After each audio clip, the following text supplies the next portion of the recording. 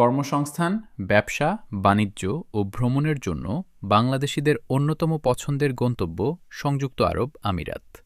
বিশেষ করে দুবাইয়ের আধুনিক অবকাঠামো, পর্যটন আকর্ষণ ও সহজ যোগাযোগের কারণে দেশটিতে বাংলাদেশি পর্যটকদের আগ্রহ দিন দিন বাড়ছে।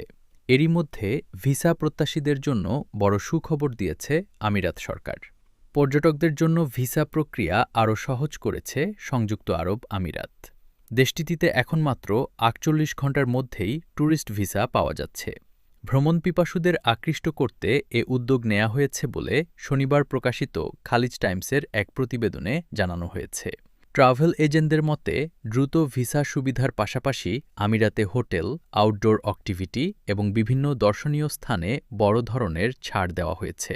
বর্তমানে মাত্র ১৩৯ দিরহামেই হোটেল রুম পাওয়া যাচ্ছে।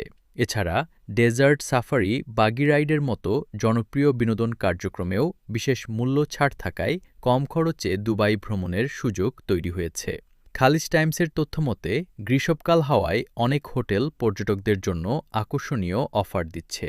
আমিরাত সরকার জানিয়েছে, কম হোটেল ভাড়া ও বিভিন্ন পর্যটন স্থানে বিশেষ ছাড়ের কারণে দুবাই এখন অনেক বেশি সাশ্রয়ী গন্তব্যে পরিণত হয়েছে।